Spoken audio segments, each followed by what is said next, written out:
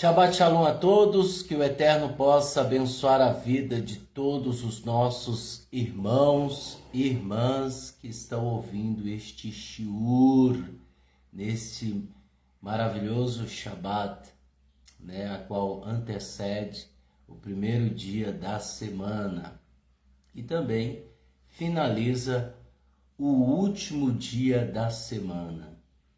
Bem, nós temos 6 dias que o Eterno nos deu para todo ser humano, são 6 dias, e nós temos apenas um que o Eterno pediu para que viéssemos guardar com todo o amor e dedicação.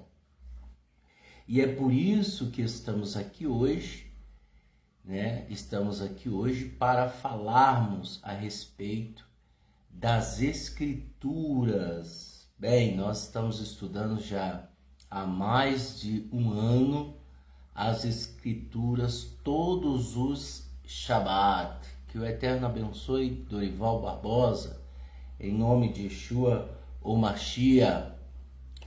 Bem, todos os sábados, todos os Shabat, nós estamos aqui abordando um tema. E hoje nós teremos um tema bastante interessante e intrigante, aonde divide opiniões, Pessoas têm opiniões formadas a respeito deste assunto que nós iremos abordar aqui. Mas como eu estava falando, nós da Beit Netzer Efraim, o judaísmo da essência de Yeshua, nós estamos há mais de um ano aqui estudando as Escrituras. Nós já lemos toda a Brit Hadashah, com exceção de alguns livros como Gueliano, Apocalipse, e os livros ali, os primeiros livros como Marcos e Lucas. Nós abordamos, ali no começo da Brit Hadashah do Novo Testamento, Matitiahu, Mateus e também João. Por que nós não abordamos, se você for lá no canal, no YouTube, por que nós não abordamos Marcos e Lucas? Porque geralmente eles contam, são escritores diferentes, porém eles contam de uma forma da qual eles testemunharam, tá? E não existe contradições, mas a gente entendeu que seria melhor ler o livro de Matitiahu Mateus, como você pode pesquisar nos vídeos do YouTube, lá tá, nós falamos lá da genealogia de Yeshua, primeiro ali em 1 Mateus, capítulo 1, capítulo 1, e também nós lemos o livro de João, Yohanan, João, não o Hermessor, não o Batista, que as pessoas falam, e Maria Cruz, que o Eterno abençoe você também que está adentrando a live.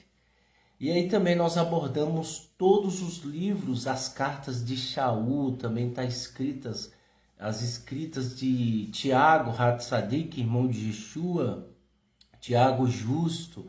Abordamos ali algumas cartas que alguns discípulos escreveram, como Pedro, Kefas, Então, nós abordamos e explicamos a situação de contexto daquela época, o que Pedro quis dizer, na realidade é o verdadeiro sentido, O que Shaul estava querendo dizer a respeito de determinado assunto. O cristianismo em si, eles dizem que Paulo, ele era contra a Torá, contra a lei. Isso é mentira. Isso é mentira. Paulo e alguns antimissionários, pessoas que são contra Yeshua, alguns colocam e acabam enfatizando, dizendo e propagando que Paulo ele estava se contradizendo, em determinados assuntos. E é mentira, tudo isso é mentira. É lógico que é uma forma de pegar e enganar o leigo. E é por isso que nós disponibilizamos os shiurim, os estudos. Onilda Araújo, que o Eterno abençoe, nossa querida Onilda Araújo, que está aqui sempre conosco e que também acompanha através das gravações que deixamos aí. Lembrando para você que vai ficar gravado aí no perfil, tá? Você pode assistir novamente e também você pode assistir no YouTube, ok? Você pode ir lá no canal da Beit Netz Erifrai ou Judaísmo Nazareno SP. Nós somos de São Paulo, tá? Queremos dizer que somos de São Paulo. Nós não temos ligação com nenhuma outra instituição, ok? Nós não temos ligação com nenhuma outra instituição. Nós consideramos muitos líderes, principalmente do judaísmo nazareno.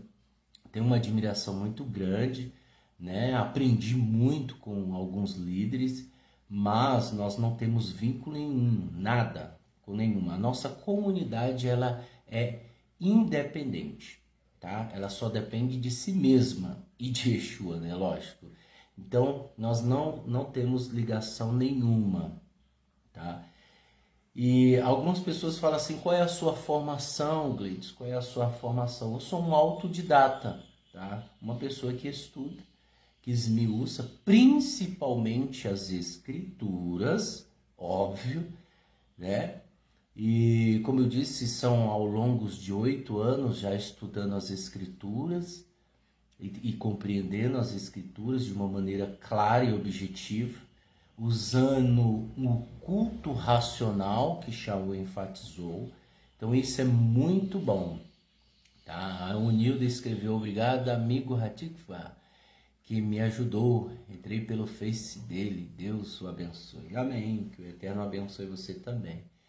Então nós estamos aí temos também um grupo de WhatsApp, caso você queira participar do grupo de WhatsApp, tem também no Telegram, tá?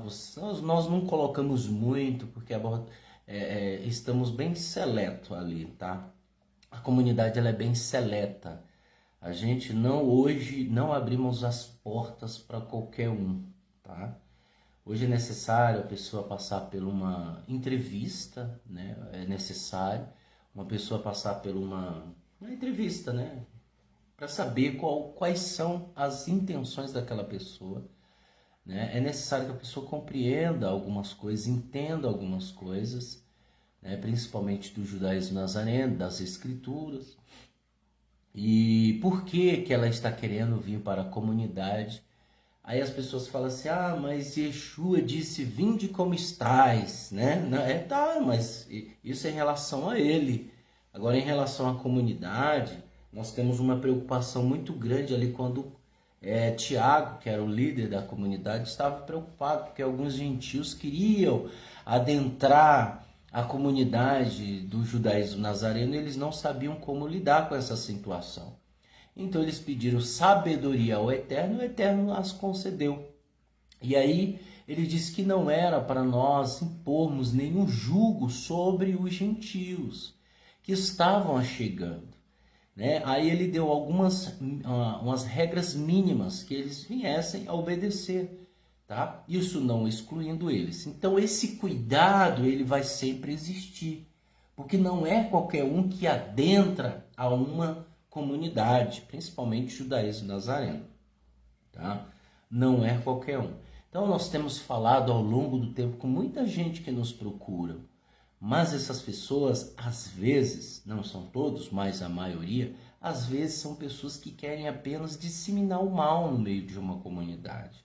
Pessoas que são desequilibradas, pessoas que só querem barganhar, pessoas que só querem se promover, que é o que mais acontece, né?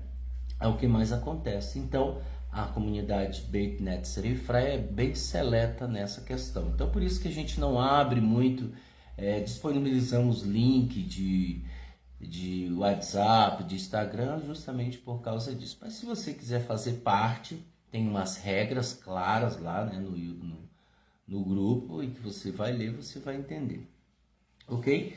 Também temos o Facebook, temos o Instagram. O Instagram você pode judaísmo _ nazareno _ SP, você pode encontrar lá.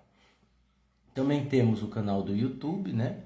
E temos o Twitter, que é Beit Netz Office, tá? Você pode encontrar lá também, ok? Então, Vamos ao estudo do 1 Samuel, capítulo 28. Como de costume, nós vamos ler o capítulo 28, capítulo 29 e o capítulo 30.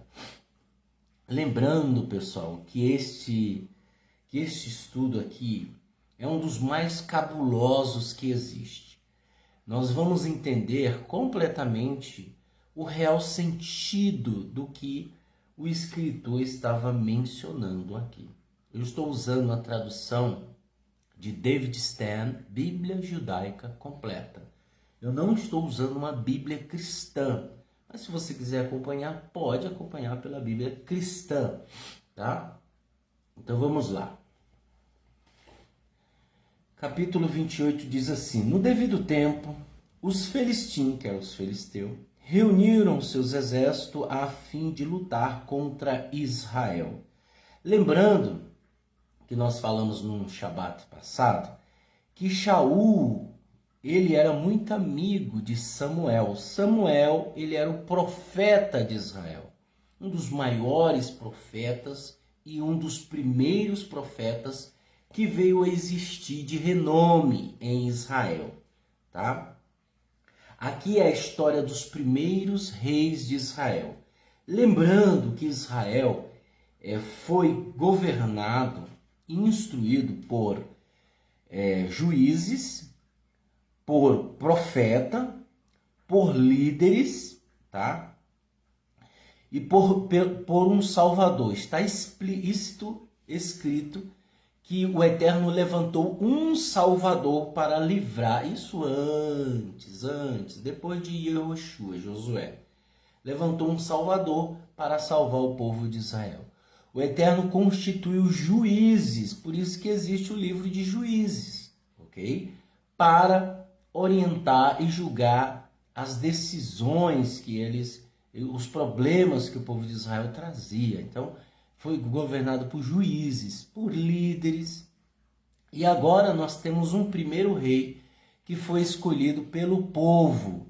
Porque o povo chegou para Samuel e disse: queremos um rei como as outras nações.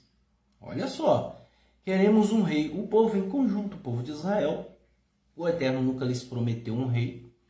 Chegaram para Samuel e falaram: nós queremos um rei. Como Samuel tinha uma intimidade muito grande com o Eterno, ele consultou o Eterno. E o Eterno disse: olha, eles querem um rei, então o rei vai ter que ser assim.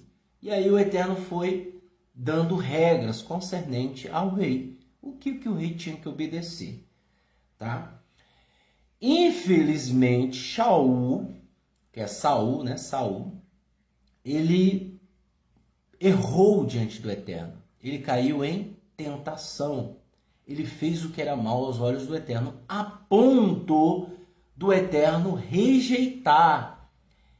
Você que está me ouvindo, você vai ouvir hoje a história da feiticeira de Edom, né? Existe vida após morte?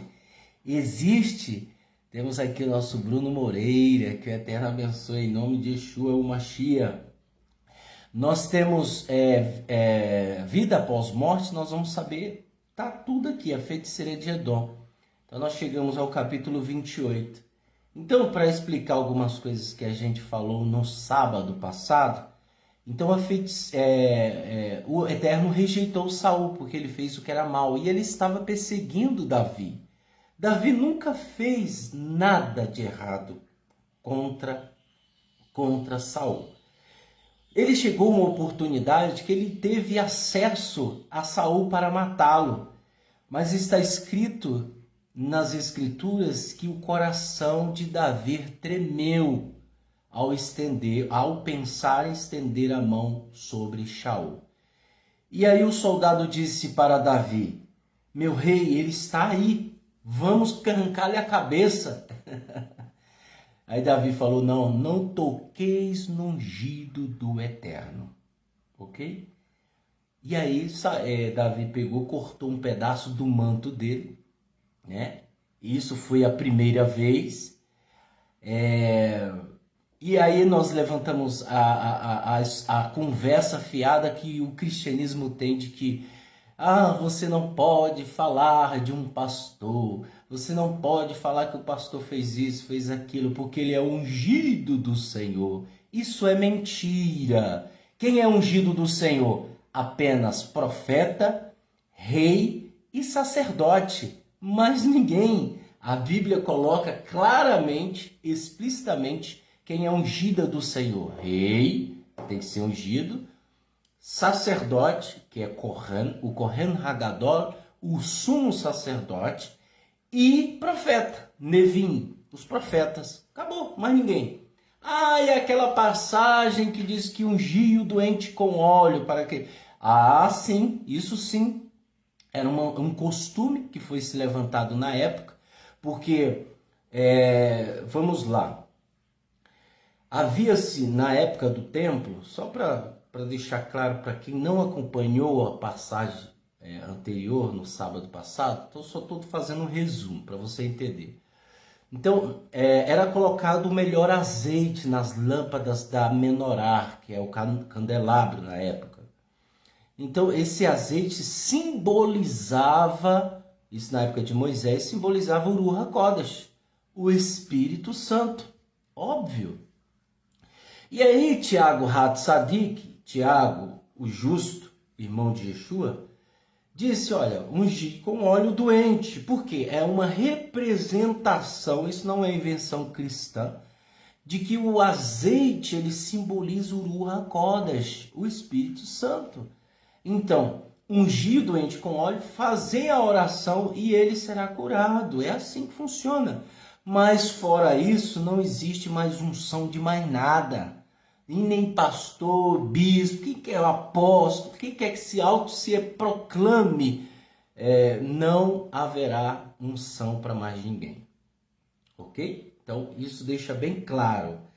Então, e aí Davi teve uma outra oportunidade, que foi quando eles estavam acampados. Davi pegou a lança de Saul, pegou a lança de Saul e levou, e ele gritou para que Saul e o seu exército visse ele. Saul estava perseguindo, e aí ele, para provar, disse, olha, meu senhor, estive próximo do Senhor, poderia matá-lo, mas eu não fiz isso. Eis a sua lança. Aí ele lançou a lança dele e viu que era a lança de Saul, e falou, como que pode ele ter vindo aqui no meio de nós e ter levado a minha lança? Porque eles estavam dormindo em pesado sono. E aí Saul decidiu não mais perseguir Davi. Bem, aí Samuel morre. Quem? O profeta Samuel. Shemuel, ele morre. E aí Davi, Israel se lamentou muito, porque era um profeta muito usado pelo Eterno. E Israel se lamentou. E Davi já tinha sido ungido por ele, na casa de Jessé, seu pai.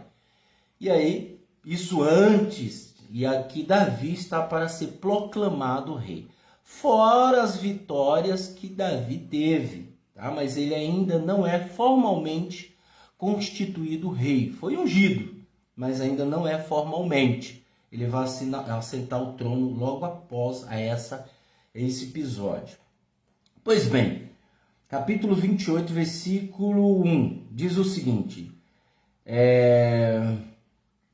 o povo dos filisteus vieram guerrear, se ajuntaram para guerrear contra Israel. Aquish disse a Davi, você sabe certamente que você e seus soldados vão se juntar a mim e meu exército na batalha. Davi respondeu a Aquish, vejo que já sabes o que o teu servo fará. Aquish respondeu, por causa dessa resposta, vou fazê-lo meu guarda-costa para o resto da vida. Agora Shemuel está morto, todo Israel ficou de luto e o sepultaram na sua cidade em Ramá. Shaul havia expulsado os adivinhos que consultavam o futuro com os mortos, com os espíritos demoníacos. Veja só, vamos ler novamente para que você entenda. Diz o seguinte, Samuel estava morto, todo Israel ficou em luto e o sepultaram na cidade de Ramá. Saul havia expulsado os adivinhos que consultavam o futuro com os mortos ou com espíritos demoníacos. Isso, pessoal, está literalmente escrito. Aqui ele fala de demônios e aqui ele fala de espírito de mortos. Ok? Literalmente está escrito isso. Saul, ele havia expulsado. Por que Saul fez isso? Porque está escrito na Torá: não consultem os espíritos, os adivinhos, necromante e os mortos. Não consultem. Ou seja, se o Eterno não permitiu e não autorizou para que ninguém consultasse, é porque você tem acesso. Ok? O Eterno proibiu, é porque você tem acesso. Ok? Tá, continuando. Os filisteus reuniram-se, acamparam-se em Sunem. Enquanto isso, Shaul reuniu todo o exército e acamparam em Gilboa. Eu estou usando a tradução de David Stan, Bíblia Judaica Completa. Ok? Mas você pode também, como eu disse, acompanhar pela Bíblia Cristã, de João Ferreira de Almeida. Quando Saul viu o exército dos filisteus, ele tremeu. Isso lhe causou pânico no coração.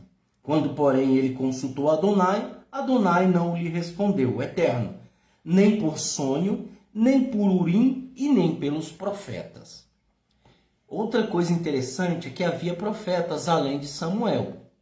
O Eterno não respondeu Saul, porque ele já havia dito para Samuel em vida que ele o rejeitou. Ele o rejeitou. Aí o que ele fez? Ele viu os exércitos dos filisteus e falou assim, e agora? Eu vou consultar Adonai. Só que Adonai já havia rejeitado ele. Deus já havia o rejeitado. Então Saul disse ao seu servo: procurem uma mulher que preveja o futuro, comunicando-se com os mortos. Eu quero me consultar com ela.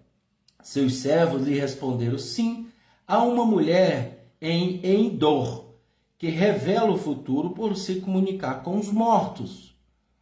Ou seja, ele já havia expulsado esses feiticeiros e agora ele consulta uma mulher, uma feiticeira. Então Saul disfarçou-se, ele colocou um disfarce, vestindo roupas diferentes, e foi à noite com os dois homens à casa da mulher e lhe disse: diga-me o futuro, por favor. Traga-me dos mortos a pessoa de quem eu der a você o nome. Olha só. A mulher respondeu: você sabe o que Saul fez, como ele expulsou todos os médios que se comunicam com os mortos ou com os espíritos demoníacos. Por que você está tentando fazer uma armadilha para mim, causando minha morte? Ou seja, a mulher falou: olha, não conheceu ele estava disfarçado. Ela falou: olha, o Saul expulsou os feiticeiros, né? Os que consultam os mortos. Eu não posso fazer isso, senão eu vou morrer.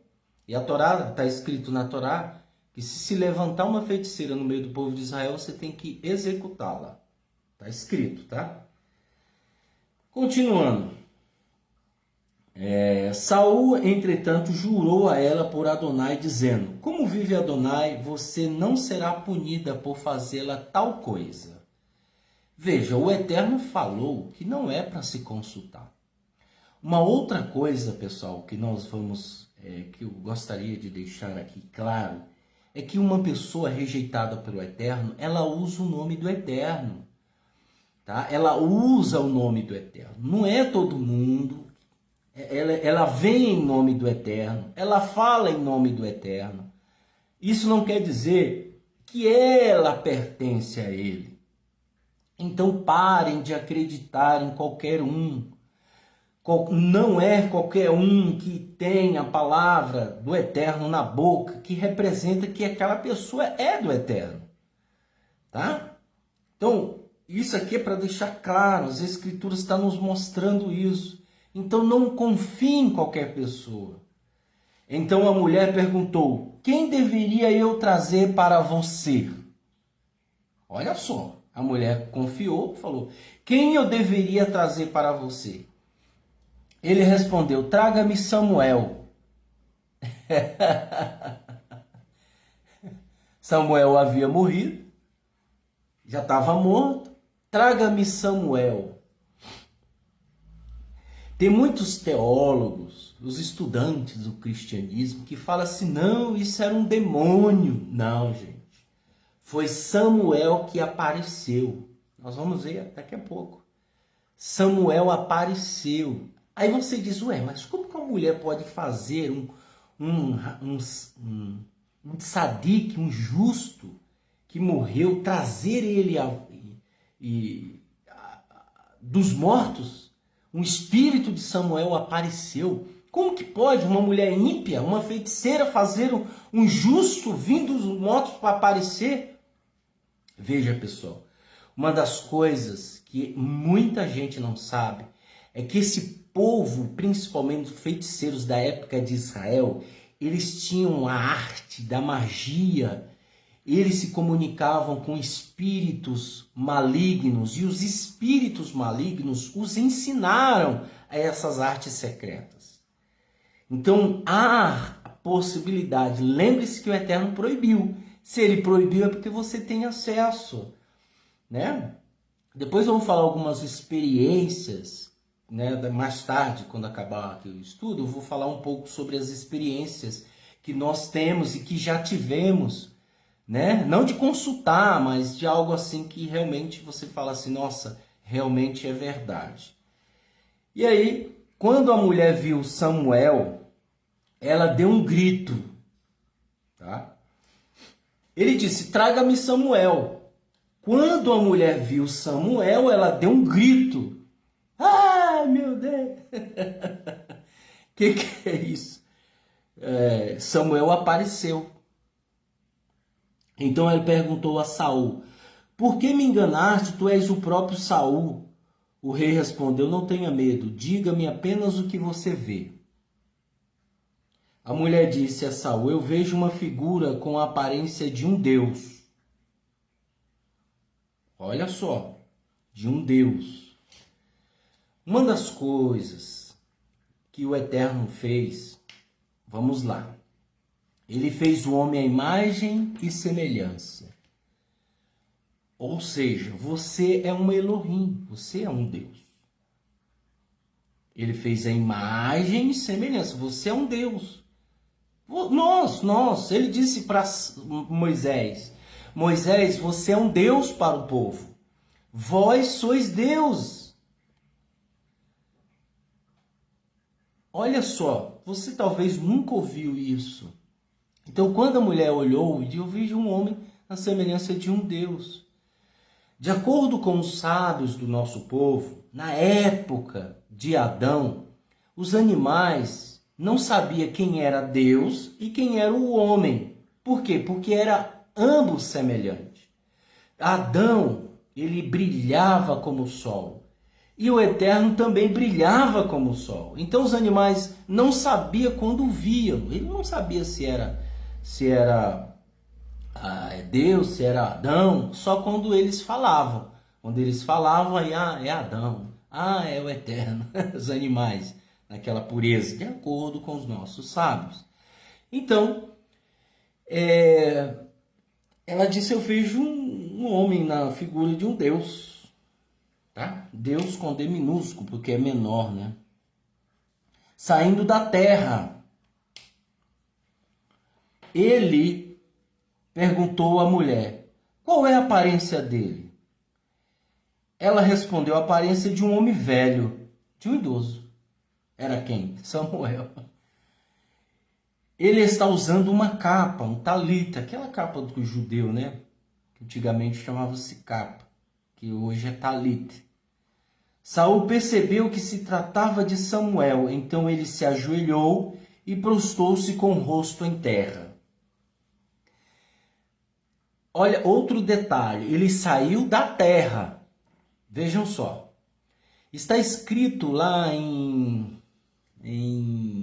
agora eu não lembro o capítulo, mas no Novo Testamento, que acho que é em Pedro, 1 Pedro, que ele pregou em espíritos em prisões, porque estava no núcleo da terra.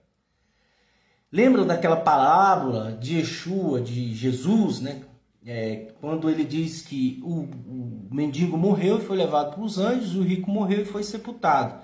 E no Sheol, né, havia um lado e outro lado, e no meio um abismo. E ninguém podia passar para o lado dos justos, e os justos não podiam passar para o lado dos que estavam no tormento. E até a época, de acordo com os estudiosos, até a época de Yeshua, esse lugar existia, que estava no núcleo da terra. Esse lugar. Por isso que foi sepultado e estando em tormento, havia um lugar, né, onde os mortos, os justos, ficavam e os ímpios, que morriam, ficavam. E no meio tinha um abismo. Então, na parábola de Yeshua, o rico pedia para Lázaro molhar o dedo, né, a ponta do dedo em água, para mim refrescar a língua, porque ele estava em chamas, em tormento. E aí apareceu quem? Abraão. E ele disse, o rico: Pai Abraão, permita-me que, escute bem isso, permita que eu vá até os meus irmãos e diga-lhes que eles não venham para cá, para que eu diga para eles não virem para cá, para esse lugar de tormento. E Abraão falou para eles: olha, eles têm o Eterno e os profetas, que eles ouçam. Não, eles têm Moisés e os profetas, que eu ouço. Ninguém pode sair daí. Está escrito, gente, lá em Lucas. Eu não lembro o capítulo, mas está escrito. E aí, ele ficou lá em tormento. Então, Yeshua, Jesus, ele falou sobre a época, e Abraão estava lá. E Samuel aqui é a época do primeiro rei de Israel.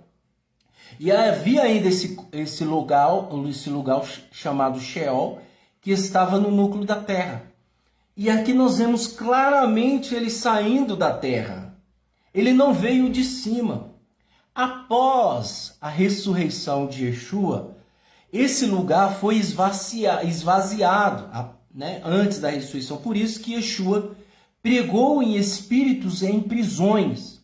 Ou seja, que eles estavam no mesmo lugar, o justo, e ele esvaziou aquele lugar, levando para o Gan Eden, ao paraíso. Então, a partir daquele momento, todos os justos que morressem iam para o paraíso. Por isso que Yeshua disse para o ladrão no madeiro da cruz, ele disse: verdade te digo, que hoje estarás comigo no paraíso.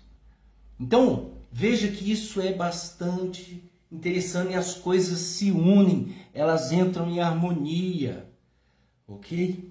Continuando, ele perguntou à mulher qual é a aparência dele, né? Ele sabia que se tratava de Samuel, e aí ele se prostrou. Samuel perguntou a Saul: por que você me perturba, trazendo-me aqui? Saul respondeu: estou muito ansioso, os filisteus estão preparando guerra contra mim. Lembre-se que Saul gostava muito de Samuel e Samuel gostava muito de Saul. E Deus me deixou e não me responde, mas nem pelos profetas, nem por sonho. Por isso eu te chamei, para que me faça saber o que fazer. Samuel respondeu: por que perguntas a mim, se até Adonai abandonou você, se até o Eterno abandonou você e tornou-se seu inimigo? Adonai fez o que já havia mostrado por meu intermédio. Adonai rasgou o reino de suas mãos e a deu ao seu conhecido David. Porque você não obedeceu a Adonai, nem executou sua ira contra o povo de Amaleque, por isso Adonai está fazendo isso a você. Lá vem a sentença. Adonai está dando Israel bem como você nas mãos dos filisteus, e amanhã você e seus filhos estarão aqui comigo. Eita, bexiga. Já pensou você ouvir de um morto, de um espírito, amanhã você vai estar aqui comigo? Como que você iria dormir hoje? Então, conclui, estarão aqui comigo, não no lugar dos justos, do lugar onde tinham os justos e os ímpios. E ali tinha um precipício, né? um abismo. Esse lugar foi esvaziado por causa de Yeshua. Adonai vai entregar o exército de Israel ao poder dos filisteus. Imediatamente Saul caiu estendido no chão e ficou terrivelmente amedrontado por causa de Samuel, do que Samuel disse. Ele não teve mais forças, pois não havia comido nada por todo aquele dia e aquela noite. Você imagina a cabeça do cara perturbado. Um morto, um espírito falou para ele, só que não era qualquer um, era Samuel. Falou: amanhã você está aqui, vai estar aqui comigo. Já imaginou, gente?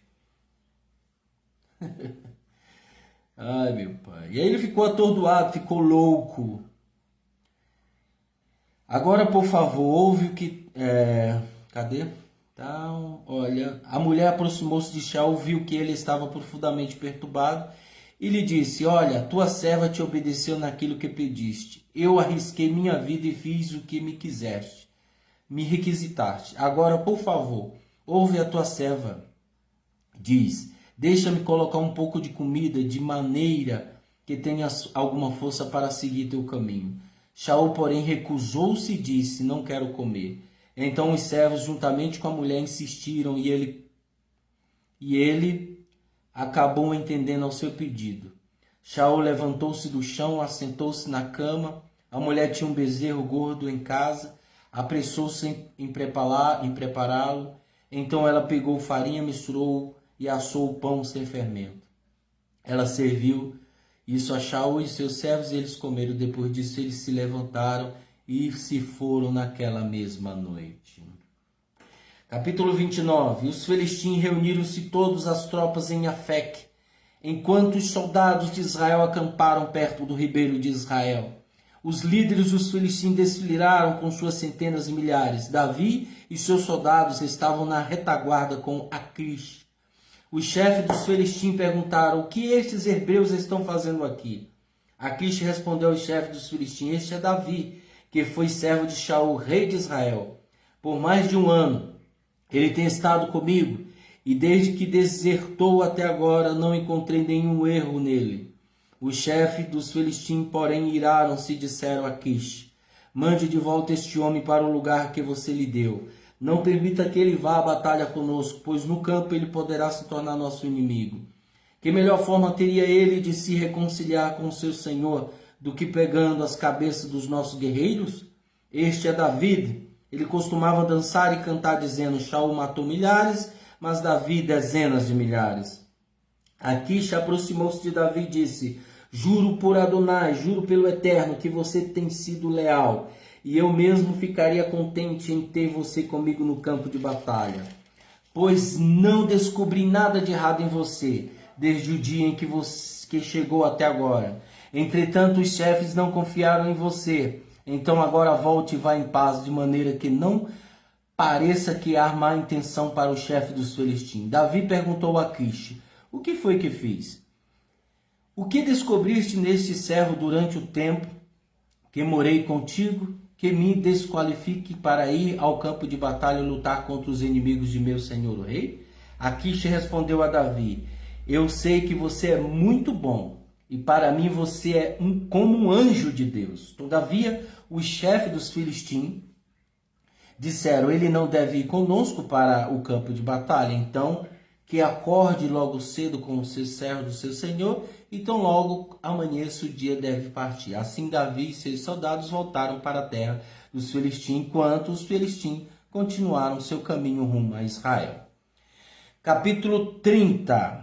3 dias depois, quando Davi e seus soldados chegaram a Ziclag, eles perceberam que Amalequim tinha invadido Negueve e Ziclag. Ele havia saqueado e queimado Ziclag. e tinha feito cativas as mulheres e todos os que lá estavam, os grandes e os pequenos. Não tinha matado ninguém, mas levou todos com ele quando foi embora. Quando Davi e seus soldados chegaram às cidades, ele estava queimada, com suas vinhas, filhos e filhas levados cativos. Uma outra coisa interessante é que Davi, ele tinha 600 soldados com ele. Os caras eram tenebroso. Os caras eram sangue nos olhos, sangue ruim, em outras palavras. Então Davi e o povo choraram estridentemente, até que não tivesse mais força para gritar. As duas esposas de Davi foram feitas cativas, Ahinoam e Jerizer e Abigail de Carmel, o que tinha sido esposa de Nabal. Davi estava em sérios problemas. O povo estava falando em apedrejá-lo até a morte, porque o povo estava desesperado por ver seus filhos e filhas sendo cativos. Davi prostou-se na presença de Adonai, seu Elohim, seu Deus. E Davi disse a Aviatá, o Corren, filho de Ahimeleque. Corren é o sacerdote da época. Por favor, traga as vestes rituais aqui para mim. A Aviatá trouxe as vestes a Davi. Então Davi consultou Adonai e ele perguntou: devo ir em perseguição a estes invasores? Uma coisa, pessoal, que nós devemos sempre, se existe uma situação, se existe algo para a nossa vida, uma oportunidade, algo que está por vir, é necessário você consultar o Eterno.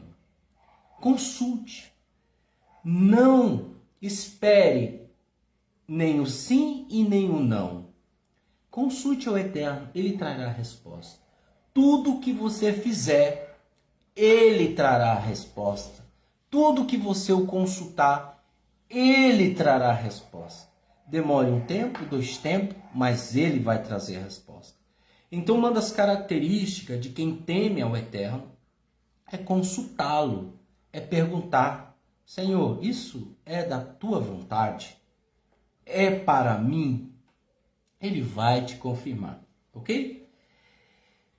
Eu os alcancei. Então Davi consultou o Eterno. Eu os alcançarei? E a resposta do Eterno foi: sai em perseguição, porque você os alcançará e recuperará todas as coisas. Davi foi, ele e seus 600 soldados com ele vieram até o Vadi Bet-sor, onde 200 deles ficaram porque estavam exaustos e não conseguiram atravessar. Davi então continuou a perseguição com 400 homens. Eles encontraram um egípcio no campo e o trouxeram a Davi. Deram a ele pão e água para beber. Deram-lhe também um bolo de figos secos e 2 pedaços de bolo de passas. Após ter comido, ele se reanimou, pois não tinha comido nada, nem bebido água por 3 dias e 3 noites. Davi então lhe perguntou: a quem você pertence e de onde vem? Ele respondeu: sou um rapaz egípcio, escravo de uma Amaleque. Meu senhor me abandonou há 3 dias porque fiquei doente. Nós atacamos o Negev do Quereti, e o Negev de Erudá e o Negev de Caleb, e queimamos Iquilav. Davi respondeu a ele: você pode me guiar até o bando dos invasores? Veja, esse era um egípcio que o seu senhor era um Amaleque, né, do povo de Amaleque, porque ele estava doente, largou ele no meio do deserto. E Davi achou ele. Aí ele falou: olha, a gente saqueou mesmo, a gente fez isso, meu senhor me jogou aqui. E Davi foi esperto, deu comida para ele, reanimou ele, deu água para ele. E Davi perguntou: você pode nos guiar até o bando dos invasores? Em outras palavras, Davi poderia matá-lo. Sim ou não? Sim. Ele respondeu: se jurares a mim perante Deus que não me matarás, nem me entregarás de volta ao meu senhor, eu te levarei até o bando de invasores. Veja, Davi tinha uma oportunidade de maltratar aquela pessoa, açoitar aquela pessoa até ela entregar. Mas ele não fez isso. E o camarada falou: olha, se você jurar que não vai me matar, que não vai fazer isso, aí, né, eu levarei até os invasores. Ele os levou e lá estavam eles, todos esparramados pelo chão, comendo e bebendo, celebrando a quantidade de despojos que havia retirado do território dos filisteus e do território de Judá. Davi os atacou desde o amanhecer até a manhã do dia seguinte. Nenhum deles escapou, exceto 400 jovens que montaram seus camelos e fugiram. Davi recuperou tudo quanto Amaleque tinha levado. Recuperou também suas 2 esposas. Eles não perderam nada. Nada de que foi grande ou pequeno. Nem filhos e nem filhas. Nem dos bens e nada do que houve havia sido levado. Davi trouxe tudo de volta. Trouxe todo o rebanho do Amaleque, pondo à frente dos outros rebanhos, anunciando: este é os despojos de Davi. Davi voltou ao lugar onde os 200 homens tinham ficado, cansados, né? Eles estavam cansados, 200 dele. Davi derrotou os Amaleque com 400 homens. Tinha ficado por estarem exaustos e não puderam agir. E a quem havia permitido que permanecesse a invadir Bessor, eles saíram para se encontrar com Davi e com o povo que estava com ele. Quando Davi aproximou-se, ele o saudou. Alguns dos homens que tinham ido com Davi, porém, eram homens maus, inescrupulosos, e disseram: eles não foram conosco, então não lhes devemos dar nada do que recuperamos. Cada homem deve pegar sua esposa e filhos e retornar. Então Davi falou: não, meus irmãos, não vamos fazer isso com os bens que Adonai nos tem dado. Ele nos protegeu e entregou em nossas mãos salteadores, que nos atacaram. Ninguém há de concordar com o que vocês estão dizendo. Não. A parte de quem ficou será a mesma dos que foram e lutaram conosco. Eles vão compartilhar o mesmo. Dessa forma, desde aquele dia até os dias de hoje, isso ficou estabelecido como regra em Israel. Porque eles ficaram lá, então os caras que estavam vindo com eles, que eram homens maus, disseram assim: eles não têm direito a nada, porque eles estavam aí, exaustos. E Davi: não, eles vão compartilhar da mesma quantidade que nós. Não é porque eles não foram lutar, pessoal. Eles já haviam lutado com Davi. É porque eles estavam exaustos. Se você for olhar os exércitos que Davi foi conquistando, o povo que Davi foi conquistando, esse povo estava na frente. Então é lógico que eles iam ficar cansados. Então Davi sabe recompensar. Isso é a característica de um líder, de uma pessoa que realmente é líder. Ela sabe recompensar. Ela é justa, ela é verdadeira. Continuando. Isso virou regra, né? Até os dias de hoje. Quando Davi veio a Ziklag, ele enviou alguns despojos aos líderes de Judá, os quais eram seus amigos, como uma nota. Aqui está um presente para você, tirado dos despojos dos inimigos de Adonai. Eles enviou presentes aos seguintes líderes: os de Beit-El, os de Ramot, os de Ait, os de Aroer, os de Shimimot, os de Ereshit-Moá, os de Raquihal, os de Yerahemeelim, os das cidades de Kenaim, os de Ramoná, os de Coá-Achan, os de Atacar e os de Evron, e de todos os lugares por onde Davi e seus soldados haviam passado. É aí que Davi começa a conquistar a todos. E aí nós sabemos que mais tarde, daqui a pouco, Saul, próximo sábado, nós vamos ler o capítulo 31, capítulo 32 e o capítulo 33. E nós vamos ver, na realidade só é o capítulo 31. E o capítulo 31 é pequeno, que aí depois entra 2 Samuel, eu não havia percebido. Vamos ler o capítulo 31, que é pequenininho, tá, gente? Tá? Estamos no horário, temos 10 minutos ainda.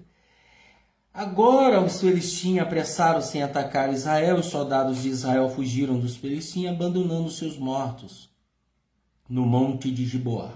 Os filisteus perseguiram e cercaram Shaul e seus filhos.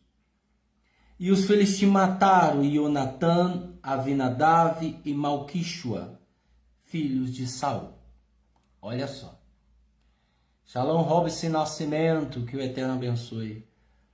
Se cumpriu o que Samuel disse. No outro dia, você e seus filhos estarão aqui comigo. E quem os matou? Os filisteus. Vou ler novamente.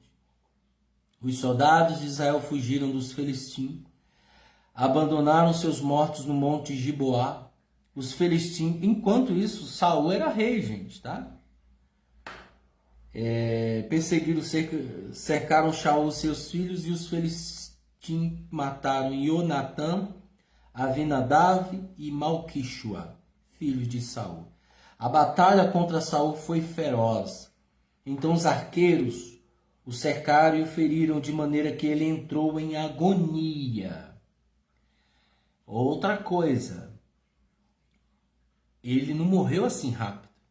Ele ficou agonizando. Então Saul disse ao seu escudeiro: olha só, tire a sua espada e mate-me com ela. De outra maneira, esses homens incircuncisos chegarão, corçoarão de mim e me matarão. Então o escudeiro, porém, recusou-se a fazer aquilo. Porque todo rei tinha um escudeiro. Tá? Todo rei tinha um escudeiro para protegê-lo ali na última hora. Então ele disse, Saul estava cercado, flecha para todo lado, aquela batalha feroz, chegou o momento de segundos e falou o escudeiro dele, me mata, porque se eles virem, eles vão me pegar, me prender, vão fazer de mim o que bem quiser, depois vão me matar. Isso é uma humilhação diante do rei. Então me mata. E o escudeiro não quis. Meu Deus do céu. Imagina a cena, pessoal. Seu escudeiro, porém, recusou-se em fazer aquilo, pois estava muito amedrontado. Então Saul pegou sua espada e lançou-se sobre ela. Ele se matou. Ele botou a espada assim e se lançou sobre ela. Quando o escudeiro viu que Saul estava morto, ele também se lançou sobre sua espada e morreu com ele. Então nós temos, em 1939, nós temos uma revolução japonesa, onde os japoneses e chineses entraram em guerra. Eu acho que a data é por aí, de acordo com a história. E alguns japoneses se mataram dessa maneira. Isso é uma característica de pessoas da época arcaica, da época de Israel aí, ó, tá vendo? E quando o escudeiro viu, também fez a mesma coisa. Assim Shaul, seus 3 filhos, seu escudeiro e todos os seus soldados morreram naquele dia.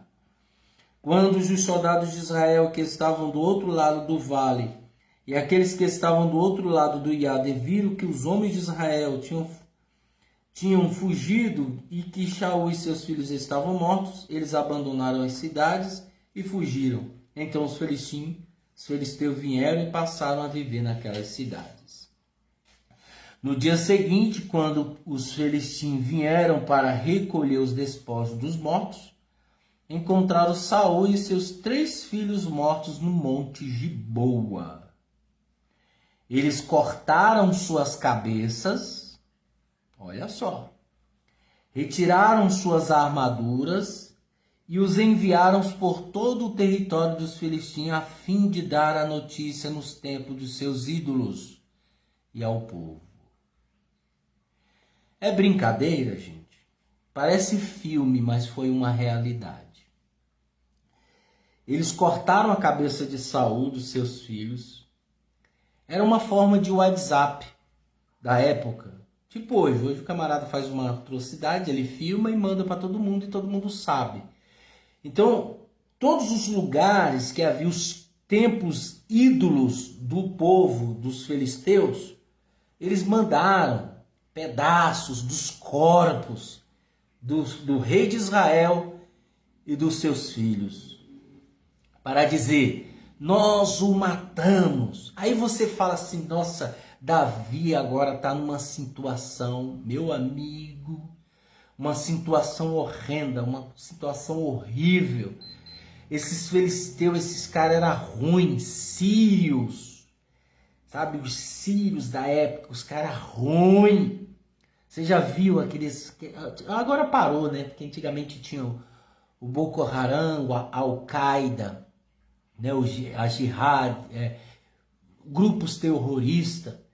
É a mesma coisa, meu amigo. Os camaradas cortavam a cabeça das pessoas. Vocês lembram disso? Passava direto. Muita gente nem aguentava ver. E eles cortavam a cabeça das pessoas. Esses caras eram ruins. Você não sabe o que é gente ruim. E os caras fizeram isso.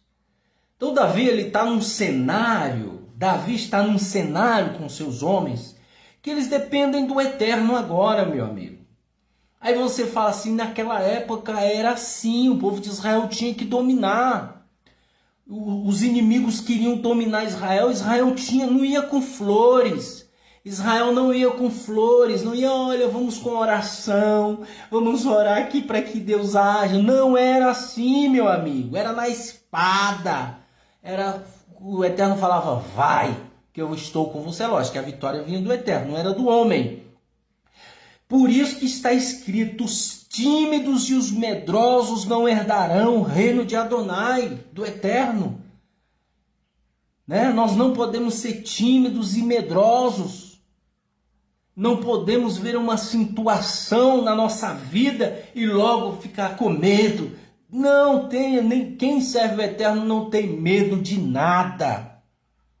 Então, nós vemos o cenário de Davi. Se acha que é fácil? Se acha que é fácil o cenário que ele está encontrando? Agora é lógico que tudo isso veio acontecer porque Saul desobedeceu o Eterno, é lógico que viria. O Eterno, ele desobedeceu o Eterno, então se você desobedecer o Eterno vai vir as consequências. Pode ser você quem for.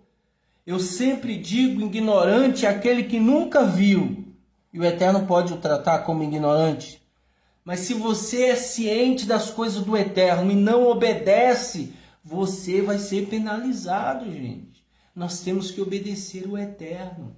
Não adianta, né, se camuflar. Para terminar, porque está terminando, enviar as cabeças, né, aquela coisa toda. Então eles colocaram suas armaduras no templo de Ashtarote.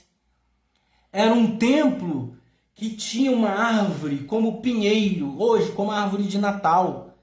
E eles adoravam essa Astarote, uma deusa. E aí eles enviaram as suas armaduras e pregaram seus corpos nas muralhas de Beit-Shan. Quando o povo que morava em Yavesh Gilgad ouviu que os filisteus tinham feito a Shaul, todos os seus guerreiros se prepararam e viajaram toda a noite. Retiraram o corpo de Shaul e os corpos de seus filhos das muralhas de Beit-Shan. Retornaram em Yavesh e queimaram os corpos ali. Então eles pegaram seus ossos e os enterraram sobre uma tamagueira em Yavesh e jejuaram durante 7 dias. Esse é o capítulo 31 do primeiro livro de Samuel, a história dos primeiros reis de Israel. Agora nós vamos para o capítulo 2, mas somente sábado que vem. Nós vamos ler o Samuel Beit, 2 Samuel, capítulo 1, capítulo 2 e capítulo 3 no sábado que vem. E essa é a história de Israel com todo o seu contexto. Então nós aprendemos, pessoal, que existem espíritos demoníacos, para resumir, existem espíritos demoníacos que podem se materializar em pessoas, isso é fato, isso é fato. Disse Shaul, Paulo, ele falou que o Hassatan, ele pode se materializar no anjo de luz, tá? E é nesse contexto que ele diz, olha, se alguém vos pregar um outro evangelho, ou uma outra boas novas diferente da que eu vos prego para vocês, mesmo que seja um anjo, porque isso iria acontecer. Ele sabia que Hassatã ia se materializar num anjo e iria enganar outras pessoas. Isso é fato. Hassatã, pessoal, ele se materializa em pessoa. Tá? Ele tem este poder concedido pelo Eterno. Mas também aprendemos que existem espíritos demoníacos, o espírito de pessoas que estão presas nessa esfera. Aí você fala assim, mas vem cá, tem como eu consultar, né, o espírito de fulano? Tem, está escrito, pessoal. Aí você fala, então é verdade, onde tem o espiritismo, as pessoas podem consultar a mesa branca, consultar. É verdade. O que acontece? Agora eu vou falar sobre o judaísmo. Tá? Entendam bem, saibam separar o que é escritural do que é judaísmo. Agora eu vou falar do judaísmo, a experiência do judaísmo. É o seguinte, existem muitas sinagogas, principalmente as sinagogas tradicionais, né? Isso de acordo com um dos seus principais rabinos, de qual não vou falar o nome, para também evitar qualquer outra situação.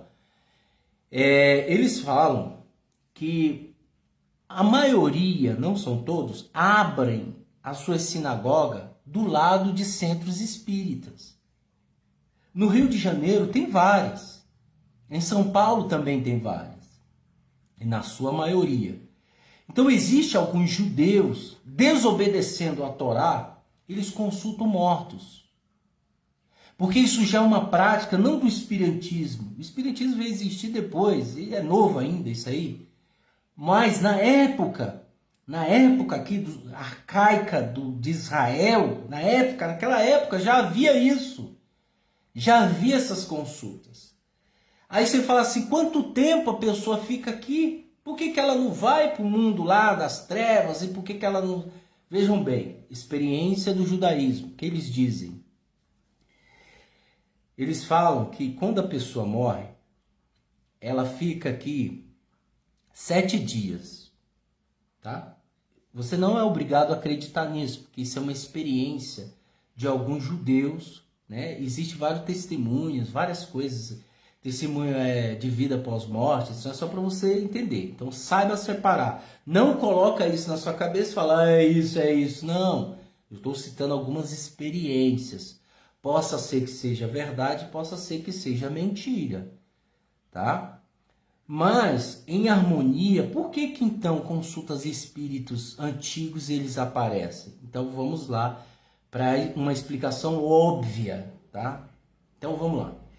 Então, de acordo com o judaísmo, a pessoa quando morre, ela fica 7 dias. 7 dias aqui. Então ela vê o velório, ela vê tudo. No 7º dia, ela fica 6 dias na realidade. No 7º dia, abre-se uma luz, como se fosse um túnel. Se você for no YouTube agora, experiência pós-morte, todo mundo conta a mesma coisa. Só que esses dias, eles são relances, eles não são dias de 24 horas. São dias que voam, tá? Porque na esfera dos mortos não existe tempo, tá? Só para você entender. Mas é só para você entender a questão de números, de dias, tá? Mas não é 24 horas, ok? E aí, isso também pode se dar uma eternidade como um tempo muito longo, como um tempo rápido, tá? Então, o que acontece? A pessoa ela fica aqui 7 dias, ela vê tudo, o velório, vê as pessoas indo no velório, vai lá perto do caixão, ela se lamenta, chora também.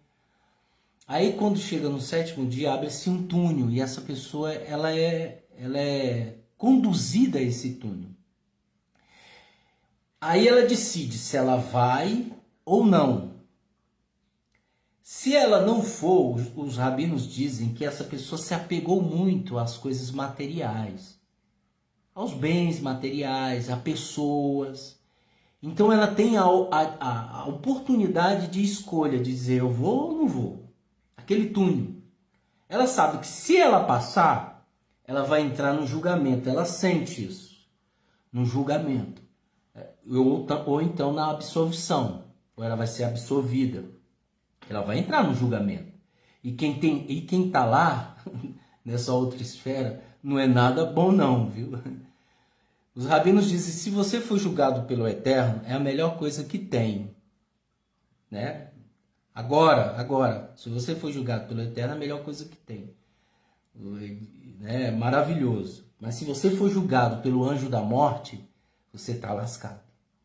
Então, se você fizer coisas erradas, coisas terríveis aqui nesse mundo, você vai ser julgado por ele, pelo anjo da morte, tá? E não há ninguém que te livre, a não ser o sangue precioso de Yeshua. É por isso que é necessário que as pessoas façam expiação, reconhecendo o sangue precioso de Yeshua. Porque hoje não tem templo, antigamente se fazia expiação pelo derramamento de sangue de animais, para que você fosse absolvido na sua morte pelo derramamento do sangue dos animais, através do anjo da morte. É nesse contexto que Paulo fala, ó morte, aonde está o teu aguilhão? Meu amigo. Então a pessoa ela tem a possibilidade de passar ou não. Se ela disser, eu não vou, esse túnel se fecha, essa luz se fecha, e ela fica aqui por um determinado tempo. Eu não sei qual é o tempo, e os rabinos não sabem, ninguém sabe o tempo que ela fica aqui. Então ela passa a vagar. Lembra daquela expressão alma penada? Isso existe. Ela fica vagando nessa esfera terrestre.